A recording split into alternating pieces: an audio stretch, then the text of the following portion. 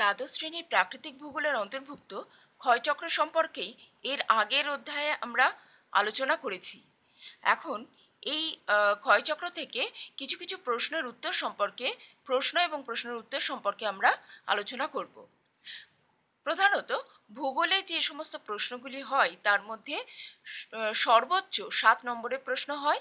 এবার এই 7 নম্বর প্রশ্ন একবারে একটা প্রশ্নের মান হিসাবে থাকতে পারে, অথবা এই 7 নম্বর প্রশ্নকে কোথাও 2, কোথাও 3, কোথাও 4 অথবা 5 এরকম বিভিন্ন ভাগে ভাগ করে করে দুটো বা ততোধিক প্রশ্ন একসঙ্গে একটি প্রশ্নের মধ্যে রেখে প্রশ্নের 7 মান নির্ধারণ করা হয়ে থাকে। তো এখানে আমরা এখন যে অংশগুলো দেখছি এই প্রশ্নে আমরা এগুলিকে 7 নম্বরের জন্য প্রযোজ্য হিসাবে দেখব। তবে এখানে থেকে অনেক প্রশ্ন যেগুলো ছোট প্রশ্ন, মানে 2 নম্বর, 3 নম্বর, 4 নম্বর ইত্যাদি বিভিন্ন নম্বরের জন্য এই প্রশ্নের উত্তরগুলির কিছু কিছু অংশ আলাদাভাবে আমরা দেখব, বা সেরকম ভাবেও প্রশ্ন অনেক সময় হয়। এখন আমরা দেখছি ক্ষয়চক্র সম্পর্কে প্রথম যে প্রশ্ন, ক্ষয়চক্র সম্পর্কিত ডেভিসের শর্তগুলি কি কি। এই শর্তগুলি বলতে গেলে আমরা যেমন বলতে পারি, এর আগে আমরা আলোচনা করেছি এগুলো। যেমন প্রথমত হচ্ছে অঞ্চলটির অবস্থান হিসাবে এটি সমুদ্র জলতলের ওপরে অঞ্চলটিকে বিদ্যমান হতে হবে। এছাড়া শিলার গঠনের প্রকৃতি দেখলে কঠিন বা নরম শিলা নিয়ে গঠিত অঞ্চল হতে হবে। এছাড়াও হচ্ছে উত্থান পর্বের ব্যাপ্তিকাল যদি আমরা দেখি, সেখানে আমরা দেখব অঞ্চলটির উত্থান পর্ব অতি দ্রুত শেষ হবে। এছাড়াও আমরা দেখছি যে অঞ্চলটি অবশ্যই আর্দ্র জলবায়ু অঞ্চলে অন্তর্ভুক্ত হতে হবে, এবং উত্থান পর্ব শেষ হওয়ার পর বা সেখানে ক্ষয়কার্য শুরু হতে আরম্ভ করে, অর্থাৎ ক্ষয়চক্র শুরু হতে আরম্ভ করে। সমুদ্রপৃষ্ঠই হবে ক্ষয়চক্রের শেষ সীমা। এরকম বেশ কিছু শর্তের কথা ডেভিস উল্লেখ করেছেন। এরপর দ্বিতীয় যে প্রশ্নটি আমরা দেখছি এখানে হচ্ছে ক্ষয়চক্রের প্রতিবন্ধকতা সৃষ্টিকারী বিষয়গুলি কি কি। এই ক্ষয়চক্রের প্রতিবন্ধকতা সৃষ্টি বলতে গেলে আমরা দেখছি যে ক্ষয়চক্র আহ, হতে গিয়ে যে সমস্ত বাধাগুলো সৃষ্টি করে ক্ষয়চক্রে, তার মধ্যে এই বাধাগুলোকে আমরা দুটো ভাগে ভাগ করি। এক হচ্ছে ক্ষয়চক্রের শেষ সীমার উচ্চতার পরিবর্তন, আর দ্বিতীয়ত হচ্ছে জলবায়ুর পরিবর্তন বা দুর্ঘটনাজনিত কোনো কারণ। ক্ষয়চক্রের শেষ সীমার উচ্চতার যে পরিবর্তন, সেক্ষেত্রে এটাকে আবার আমরা তিনটে ভাগে বলতে পারি। যেমন গতিশীল পুনর্যৌবন লাভ, যেখানে মহীভাবক আলোড়নের ফলে ভূমিভাগ উত্থিত হলে কিংবা হেলে গেলে সেখানে জলের পথের ঢাল বেড়ে যায়, যার ফলে নদী পুনর্যৌবন প্রাপ্ত হয়, আর যেখানে ওই ক্ষয়চক্র কিছুটা ব্যাহত হয়। দ্বিতীয়ত হচ্ছে ইউস্ট্র্যাটিক পুনর্যৌবন লাভ, অর্থাৎ ভূ আলোড়নের প্রভাবে সমুদ্রগর্ভে ধারণ ক্ষমতার পরিবর্তনের ফলে সমুদ্রপৃষ্ঠের উচ্চতার তারতম্য, বা মহাদেশীয় হিমবাহ গলনের ফলে, কিংবা হিমবাহের গলা জল সমুদ্রের জলে মিশে গেলে জলের উচ্চতা বৃদ্ধি পেতে থাকে, এবং এর ফলে ইউস্ট্যাটিক যে পুনর্যৌবন ঘটে সেটা হয়ে থাকে, আর যার ফলে ক্ষয়চক্র ব্যাহত হয়। আর তৃতীয়ত হচ্ছে স্থিতিশীল পুনর্যৌবন লাভ। এখানে নদীর প্রবাহ পথে কোনো কারণে যদি নদীর বোঝার পরিমাণ কমে যায়, বা বৃষ্টিপাতের পরিমাণ বৃদ্ধি পায়, বা নদী গ্রাসের ফলে নদীটির নিম্ন ক্ষয় করার ক্ষমতা আবার ফিরে আসে বা বেশি মাত্রায় করতে পারে, তখন এই ধরনের যে পুনর্যৌবন লাভ, একে বলা হয় স্থিতিশীল পুনর্যৌবন লাভ, যা ক্ষয়চক্রকে ব্যাহত করে থাকে। এছাড়াও আমরা দেখছি জলবায়ুগত পরিবর্তন বা দুর্ঘটনা জনিত কারণ, যেমন মনে করো ভূমিকম্প, অগ্ন্যুৎপাত, এগুলি হওয়ার ফলে, বা নদীর পথে যদি ধস নামে, লাভার সঞ্চয় ঘটে, হ্যাঁ, যার ফলে নদীর গতিপথ যদি রুদ্ধ হয়ে যায়, কিংবা নদীর গতিপথ যদি পরিবর্তিত হয়ে যায়, অন্য পথে চলে যায়, এই সমস্ত কারণেও এগুলোকে আমরা দুর্ঘটনাজনিত কারণ বলতে পারি। আর তাছাড়া জলবায়ুগত কারণ, যেমন বৃষ্টিবিরল শুষ্ক জলবায়ু অঞ্চলে বৃষ্টিপাতের পরিমাণ বেশি মাত্রায় বেড়ে গেলে, বা আর্দ্র জলবায়ু অঞ্চলে বৃষ্টিপাতের পরিমাণ আশানুরূপ না হলে এই ধরনের অবস্থার সৃষ্টি হতে দেখা যায়। তাহলে এইগুলো সম্পর্কে আমরা আলোচনা করব। ৩ নম্বর প্রশ্ন আমরা দেখছি, নদীর পুনর্যৌবন লাভের ফলে গঠিত ভূমিরূপগুলি সম্পর্কে আলোচনা করো। এখানে নদীর পুনর্যৌবন লাভের ফলে যে ভূমিরূপগুলো সৃষ্টি হয় সেগুলোর মধ্যে আমরা দেখব উপত্যকার মধ্যে গঠিত উপত্যকা, অর্থাৎ নদী উপত্যকার মধ্যে যখন পুনরায় নদী নূতন করে ক্ষয়কার্য করতে থাকে তখন সেই উপত্যকা আরো গভীর হয়ে যায়, যার ফলে খাড়া ঢাল বিশিষ্ট নবীন নদী উপত্যকার সৃষ্টি হতে দেখা যায়। দ্বিতীয়ত হচ্ছে নিক পয়েন্ট সৃষ্টি হতে দেখা যায়। এই নিক পয়েন্ট হচ্ছে নদীর পুনর্যৌবন লাভের ফলে সৃষ্ট নূতন ঢাল এবং পুরাতন ঢালের সঙ্গে যেখানে পরস্পর সংযুক্ত হয় বা যুক্ত হয় সেখানে একটি খাঁজ গঠিত হতে দেখা যায়। এই খাঁজকে নিক পয়েন্ট বলা হয়ে থাকে। তাহলে এই ধরনের ভূমির উপর সৃষ্টি হতে দেখা যায়। এরপর হলো নদী মঞ্চ, অর্থাৎ পূর্বেকার নদী উপত্যকার মধ্যে একটি নূতন নদী উপত্যকা সৃষ্টি হয় যখন নদীর নিম্নমুখী ক্ষয় পুনর্যৌবন লাভের ফলে বৃদ্ধি পায় তখন, যার ফলে নদীর গভীরতা বৃদ্ধি পাওয়ার ফলে পুরাতন যে উপত্যকাগুলি সেগুলো পাশে মঞ্চের মতো অবস্থান করতে থাকে। এছাড়াও কর্তিত নদী বাঁক সৃষ্টি হতে দেখা যায়। নদী বাঁকের মধ্যে ক্ষয়কার্যের পরিমাণ বৃদ্ধি পেলে সেখানে নদী বাঁক কেটে বসে যায়, যার ফলে নদী বাঁকের সৃষ্টি হতে দেখা যায়। এরকম বিভিন্ন ভূমিরূপগুলো সৃষ্টি হয়ে থাকে। এর আগে আমরা এগুলো সম্পর্কে আলোচনা করেছি। চতুর্থ প্রশ্ন হচ্ছে, স্বাভাবিক ক্ষয়চক্র ও মরু অঞ্চলের ক্ষয়চক্রের মধ্যে পার্থক্যগুলি কি কি? প্রধানত স্বাভাবিক ক্ষয়চক্র এবং মরু অঞ্চলের ক্ষয়চক্রের মধ্যে আমরা বলতে পারি, প্রথমত স্বাভাবিক ক্ষয়চক্রে জলধারা বা নদীর ভূমিকাই হচ্ছে গুরুত্বপূর্ণ। আর অন্যদিকে মরু অঞ্চলে ক্ষয়চক্রে প্রধানত আবহবিকার, পুঞ্জক্ষয়, জলপ্রবাহ ও বায়ুর ভূমিকা বিশেষভাবে গুরুত্ব পেয়ে থাকে। স্বাভাবিক ক্ষয়চক্রে আর্দ্র জলবায়ু অঞ্চলে স্বাভাবিক ক্ষয়চক্র কার্যকরী হয়, আর মরু ক্ষয়চক্রের ক্ষেত্রে আমরা বলতে পারি মরুদেশীয় জলবায়ু অঞ্চলে এই ধরনের ক্ষয়চক্র কার্যকরী হয়ে থাকে।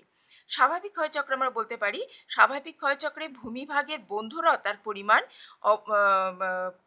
বন্ধুরতার যে শেষ অবস্থা বা পরিণত অবস্থা পর্যন্ত ক্রমশ এটি বৃদ্ধি পেতে থাকে, অর্থাৎ স্বাভাবিক ক্ষয়চক্রে ভূমির যে বন্ধুরতা সেটা পরিণত পর্যায় পর্যন্তই বৃদ্ধি পেতে থাকে। আর মরু অঞ্চলে ক্ষয়চক্রের ক্ষেত্রে আমরা বলতে পারি মরু ক্ষয়চক্রে ভূমিভাগের বন্ধুরতা ক্রমশ হ্রাস পেতে থাকে। এছাড়াও স্বাভাবিক ক্ষয়চক্র আমরা বলতে পারি সমুদ্রপৃষ্ঠই হলো পৃথিবীর যাবতীয় স্বাভাবিক ক্ষয়চক্রের শেষ সীমা। অন্যদিকে ক্ষয়চক্রের ক্ষেত্রে আমরা বলতে পারি পৃথিবীর বিভিন্ন মরু অঞ্চলে ক্ষয়চক্রের শেষ সীমা একই রকম হয় না। মরু ক্ষয়চক্রের শেষ সীমা নির্ধারণ করা খুবই কঠিন ব্যাপার। তবে সাধারণত মরু ক্ষয়চক্রের শেষ সীমা ভৌমজলের জলতলের ওপরের অংশ থেকে আমরা বুঝতে পারি।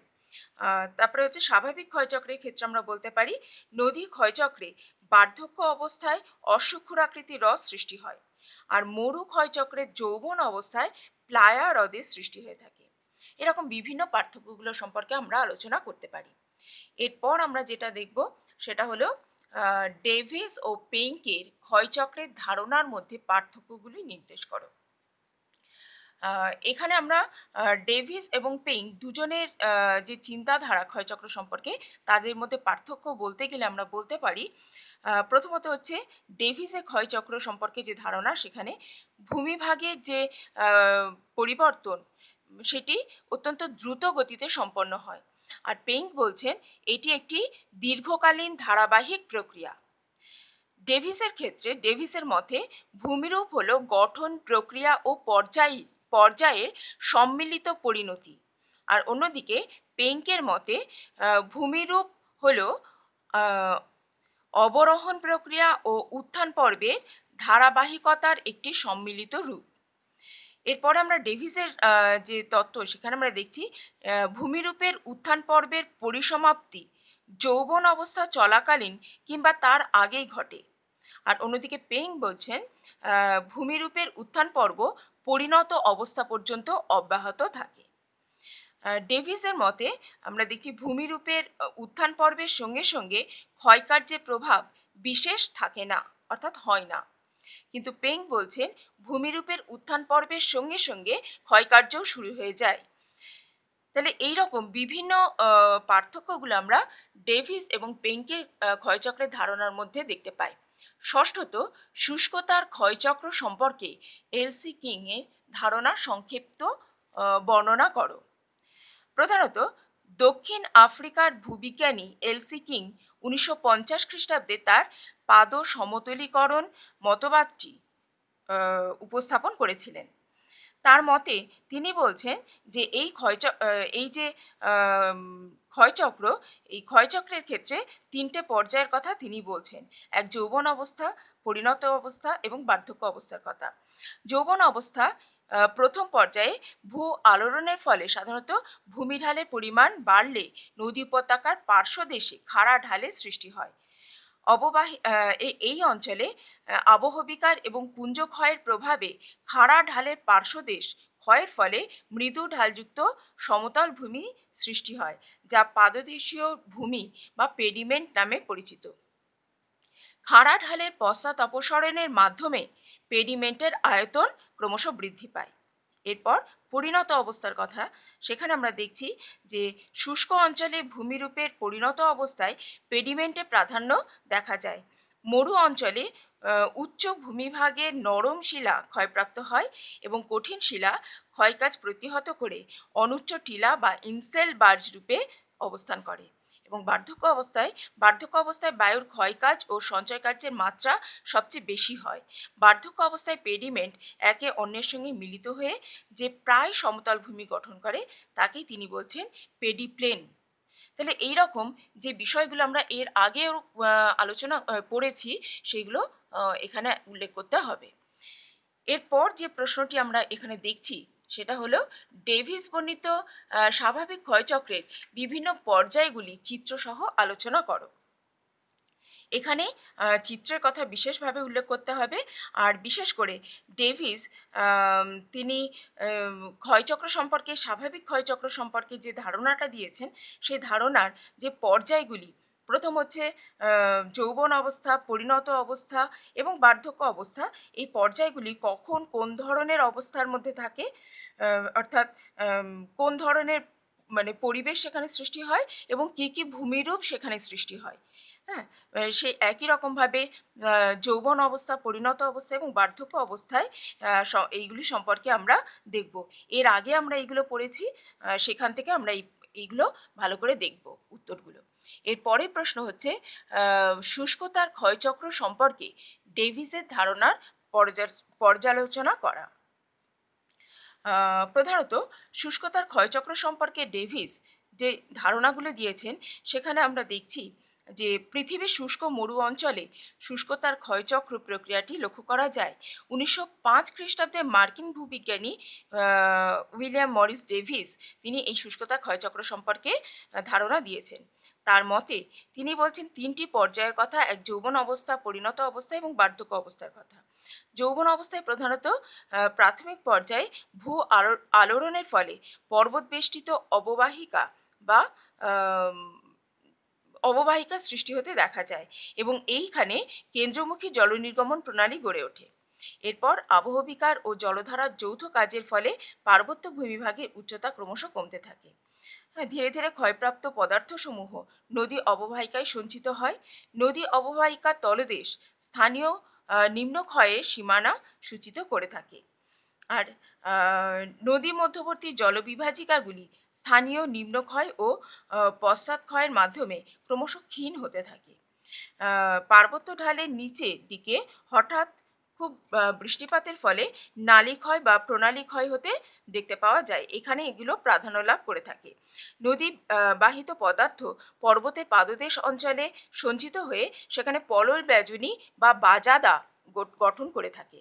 পর্বতের পাদদেশীয় অঞ্চলে অবনমিত স্থানে লবণ মিশ্রিত জল সঞ্চিত হয়ে লবণাক্ত হ্রদ বা প্লায়া গঠিত হয়।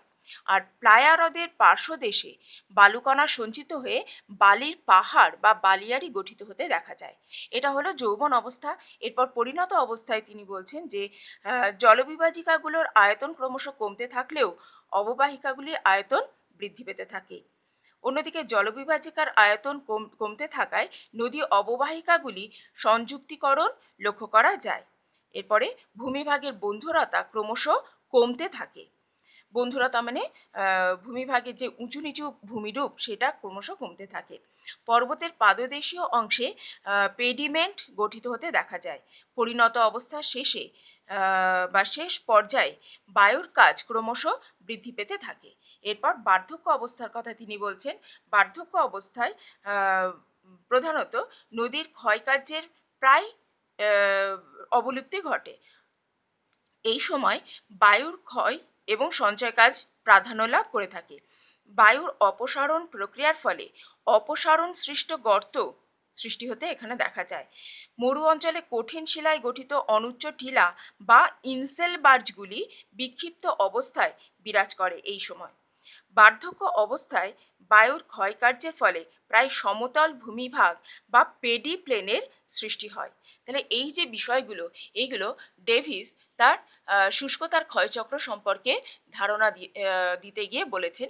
এগুলোকে আমরা একটু ব্যাখ্যা করে যেরকম আমরা এর আগেও করেছি সেরকমভাবে তৈরি করব। এরপর বলা হচ্ছে ডেভিসের ক্ষয়চক্র ধারণার সমালোচনা। ডেভিসের ক্ষয়চক্রের সমালোচনা করতে গিয়ে পেঙ্ক, ক্রিকমে, হ্যাক এদের সমালোচনা কথা আমরা উল্লেখ করব।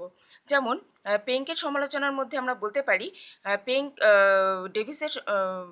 ডেভিসের মতে ভূমিরূপের বিবর্তন খুব তাড়াতাড়ি সংঘটিত হয়, কিন্তু পেঙ্কের মতে ভূমিরূপের বিবর্তন একটি দীর্ঘকালীন ধারাবাহিক প্রক্রিয়া।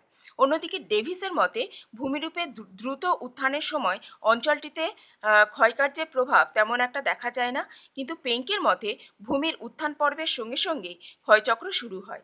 তৃতীয়ত, ডেভিসের মতে ভূমিরূপের উত্থান পর্ব শেষ হলে তবেই যৌবন অবস্থা শুরু হয়, কিন্তু পেঙ্কের মতে ভূমিরূপের উত্থান পর্ব পরিণত অবস্থা পর্যন্ত চলতে থাকে।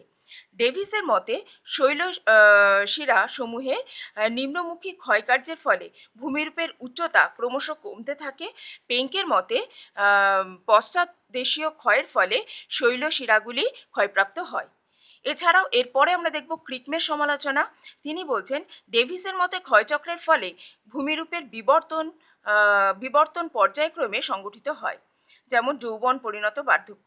কিন্তু ক্রিকমের মতে ক্ষয়চক্রের ফলে সমগ্র ভূমিরূপটি কখনোই একসঙ্গে যৌবন অবস্থা থেকে পরিণত অবস্থা পার হয়ে বার্ধক্য অবস্থায় পৌঁছায় না। দ্বিতীয়ত, ডেভিসের মতে বার্ধক্য অবস্থায় আবহবিকার ও পুঞ্জিত ক্ষয় নদীর পার্শ্বক্ষয়ের তুলনায় প্রাধান্য পায়, কিন্তু ক্রিকমের মতে অববাহিকা প্রধানত ক্রিকমে তিনি বলছেন আবহবিকার ও পুঞ্জক্ষয়ের তুলনায় নদীর পার্শ্বক্ষয় বেশি হয়ে থাকে। তৃতীয়ত, আমরা বলতে পারি ডেভিসের মতে বার্ধক্য অবস্থায় অঞ্চলটির উপর প্রায় সমতল ভূমিভাগ যা সমপ্রায় ভূমি বা পেনিপ্লেন গঠিত হয়, কিন্তু ক্রিকমে বার্ধক্য অবস্থায় গঠিত প্রায় সমতল ভূমিভাগকে প্যানপ্লেন নামে অভিহিত করেছেন। এরপর আমরা দেখব হ্যাকের সমালোচনা। ভূবিজ্ঞানী হ্যাক প্রধানত ডেভিসের যে ক্ষয়চক্র সম্পর্কে সমালোচনা করেছেন সেটি তার গতিশীল ভারসাম্য তত্ত্ব নামে পরিচিত। সেখানে তিনি বলছেন ডেভিসের ধারণা অনুযায়ী ভূমিরূপের পরিবর্তনে ক্ষয়চক্রের ভূমিকাই হচ্ছে মুখ্য, কিন্তু হ্যাকের মতে ভূমিরূপের বিবর্তনে ক্ষয়চক্রের কোনো ভূমিকাই নেই, কেননা বাস্তবে ক্ষয়চক্র কোনো অস্তিত্ব নেই। এছাড়াও আমরা দেখছি যে ডেভিসের মতে ভূমিরূপের পরিবর্তন পর্যায়ক্রমে সংঘটিত হয়, কিন্তু হ্যাকের মতে ভূমিরূপ গঠনকারী শক্তিগুলি পরিবর্তিত পরিস্থিতিতে ভূমিরূপ গঠনের সঙ্গে সামঞ্জস্য রেখে ক্রিয়াশীল হয়। তাহলে এই ধরনের বিভিন্ন যে সমালোচনা, সেই সমালোচনাগুলি আমরা এখানে আলোচনা করব। এখানে আমরা কতগুলো প্রশ্ন দেখছি। এই প্রশ্নগুলির মান 2 নম্বর বা 3 নম্বর মতো হতে পারে। তো প্রশ্ন কিরকম থাকছে সেই মতন আমরা নিজেদেরকে তৈরি করব প্রশ্নের মান অনুসারে। প্রথম প্রশ্ন হচ্ছে স্বাভাবিক ক্ষয়চক্র কাকে বলে? প্রধানত উইলিয়াম মরিস ডেভিস তিনি স্বাভাবিক ক্ষয়চক্র সম্পর্কে তার যে ধারণাটি দিয়েছেন, আচ্ছা, তিনি প্রথমত বলেছেন ভূমিরূপ গঠন প্রক্রিয়া ও পর্যায়ের সম্মিলিত পরিণতি। তিনি প্রধানত এই স্বাভাবিক ক্ষয়চক্র সম্পর্কে তিনি বলছেন আবহবিকার ও ভূমি মানে ক্ষয়ীভবনের প্রভাবে কোনো উত্থিত ভূমিভাগে যখন পর্যায়ক্রমিক বৈচিত্র্যহীন সমতল ভূমিতে পরিণত হওয়ার সময়কাল বা ব্যাপ্তিকালকে ডেভিস স্বাভাবিক ক্ষয়চক্র সম্পর্কে অভিহিত করেছেন। অর্থাৎ কোনো অঞ্চলে ভূমিভাগ উত্থিত হওয়ার পর সেখানে প্রাকৃতিক শক্তির দ্বারা যে ভূমিভাগটা ধীরে ধীরে ক্ষয়প্রাপ্ত হয়ে ধীরে ধীরে বৈচিত্র্যহীন সমতল ভূমিভাগে পরিণত হয় এবং এটি চক্রাকারে আবর্তিত হয়, একেই তিনি বলছেন স্বাভাবিক ক্ষয়চক্র। এরপর আমরা দেখব বিভিন্ন প্রকার ক্ষয়চক্রগুলি কি কি। প্রধানত বিভিন্ন রকম ক্ষয়চক্র সম্পর্কে আমরা দেখতে পাই, যেমন নদী ক্ষয়চক্র, সামুদ্রিক ক্ষয়চক্র, কার্স্ট অঞ্চলে ক্ষয়চক্র, শুষ্ক অঞ্চলে ক্ষয়চক্র, হিমবাহের ক্ষয়চক্র ইত্যাদি। তৃতীয় প্রশ্ন, ক্ষয়চক্রের নিয়ন্ত্রণকারী উপাদানগুলি কি কি। প্রধানত ক্ষয়চক্রের নিয়ন্ত্রণকারী উপাদানগুলিকে ডেভিস বলছেন কোনো অঞ্চলের গঠন, ভূপ্রাকৃতিক প্রক্রিয়া এবং বিবর্তনের সময়কাল বা পর্যায় ভূমিরূপের ক্রমবিকাশকে নিয়ন্ত্রণ করে। অর্থাৎ এখানে আমরা দেখছি, এক বলা হচ্ছে শিলার গঠন, দ্বিতীয়ত শিলার গঠন বলতে আমরা বুঝি শিলা শিলার বিভিন্ন ধরনের বৈশিষ্ট্য, সেখানকার ভূতাত্ত্বিক সংযুক্তি, শিলার কাঠিন্য, প্রবেশতা, ভাঁজ, নতি, চ্যুতি ইত্যাদিকে বোঝানো হয়ে থাকে। দ্বিতীয়ত বলা হচ্ছে প্রক্রিয়া। প্রক্রিয়া বলতে ভূমিরূপের ওপর ক্রিয়াশীল বিভিন্ন ধরনের প্রাকৃতিক শক্তি, যেমন ভূমিকম্প, অগ্ন্যুৎপাত, বহির্জাত শক্তিগুলির মধ্যে আবহবিকার, সমুদ্র তরঙ্গ, জলধারার কাজ, বায়ু, হিমবাহ, সমুদ্র তরঙ্গ ইত্যাদির কাজের কথা আমরা বলে থাকি। এবং তৃতীয়ত বলা হচ্ছে পর্যায়। পর্যায় বলতে আমরা বুঝে থাকি বা সময় বলতে আমরা বুঝে থাকি ব্যাপ্তিকাল, কত ক্রিয়া মানে এই যে মানে ক্ষয়চক্রটা ক্রিয়াশীল থাকছে সেই শক্তির কার্যকারিতার ব্যাপ্তিকাল বা সময়কালকে আমরা বুঝে থাকি। এরপর আমরা যেটা দেখব সেটা হচ্ছে নদীর পুনর্যৌবন লাভ বলতে আমরা কি বুঝি। নদীর পুনর্যৌবন লাভ অর্থাৎ যখন কোনো একটি জায়গায় নদী তার ক্ষয়কার্য করতে থাকে, ভূমিভাগ উত্থিত হওয়ার পর সেখানে নদী তার ক্ষয়কার্য শুরু করে এবং এই ক্ষয়কার্য করার সময় মানে ডেভিস বলছেন প্রথমতেও যৌবন অবস্থা, পরিণত অবস্থা এবং বার্ধক্য অবস্থায় এই ভূমিটি চলে আসে। আবার যদি সেখানে ভূমিভাগ উত্থিত হয় তখন আবার সেই অঞ্চলে ভূমি উত্থান ঘটে। কিন্তু নদীর এই পুনর্যৌবন লাভ অর্থাৎ নদী যখন এই পর্যায়ের মধ্যে থাকে তখন হয়তো সম্পূর্ণ ক্ষয়কার্য হওয়ার মানে ক্ষয়চক্র সম্পূর্ণ হওয়ার আগেই দেখা যায় বিভিন্ন কারণের জন্য নদী নদীতে জলের পরিমাণ বৃদ্ধি পাওয়া বা নদীতে শক্তি পরিমাণ বৃদ্ধি পাওয়ার ফলে নূতন করে আবার ক্ষয়কার্য শুরু হয়ে যায়। তাহলে এই যে নদীর বোঝা পরিমাণ হ্রাস পেলে বা নদীতে জলের পরিমাণ বৃদ্ধি পেলে বা বিভিন্ন কারণে ভূ আলোড়নের ফলে বিভিন্ন কারণে যদি দেখা যায় যে নদী আবার নূতন করে তার যৌবন অবস্থায় ফিরে আসে, তাকে বলা হয় নদীর পুনর্যৌবন লাভ। এরপরে বলা হচ্ছে গতিশীল পুনর্যৌবন লাভ কাকে বলে। এর আগে আমরা আলোচনা করার সময় দেখলাম, বড় প্রশ্নের মধ্যে আমরা এই উত্তরটা দেখেছি, যেখানে মহীভাবক আলোড়নের ফলে ভূমিভাগ উত্থিত হলে কিংবা হেলে গেলে অনেক সময় নদীর প্রবাহ পথের ঢালের পরিমাণ বেড়ে যায়, যার ফলে নদী নিম্ন ক্ষয় করার ক্ষমতা আরও বেড়ে যায়, তখন নদী পুনর্যৌবন অর্থাৎ যৌবন অবস্থা পুনরায় ফিরে পায়। এরপরে আমরা দেখছি ইউস্ট্র্যাটিক পুনর্যৌবন লাভ কাকে বলে।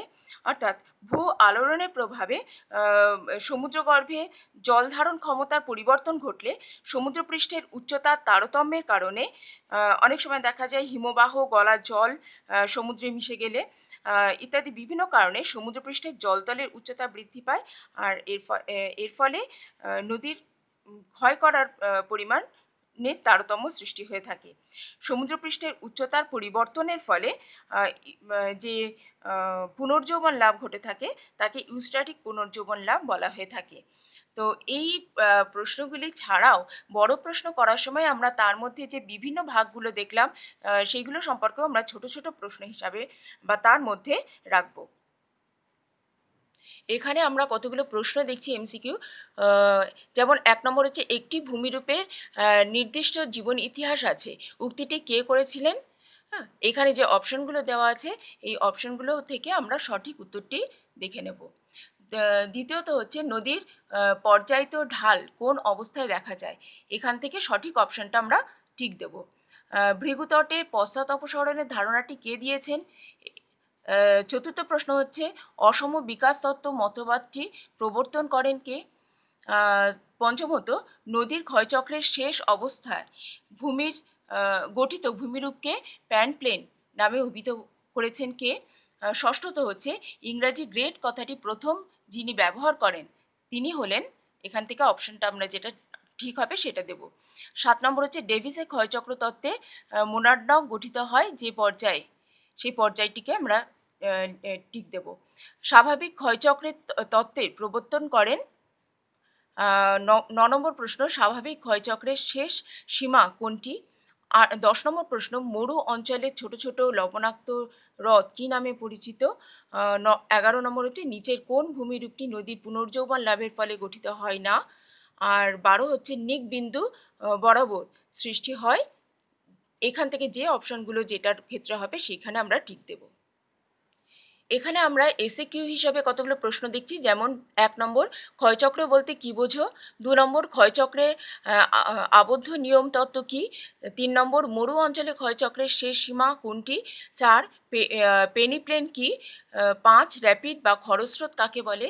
6, শুষ্ক ক্ষয়চক্র অঞ্চলে অবশিষ্ট টিলা কি নামে পরিচিত? 7, মোনাড্নক কি? 8, ইনসেলবার্গ সাধারণত কোন জাতীয় শিলা গড়ে ওঠে? 9, নদীগ্রাস কখন ঘটে? 10 হচ্ছে, স্বাভাবিক ক্ষয়চক্রের কোন পর্যায়ে নদীগ্রাস ঘটে? 11 হচ্ছে, পেডিপ্লেন কি?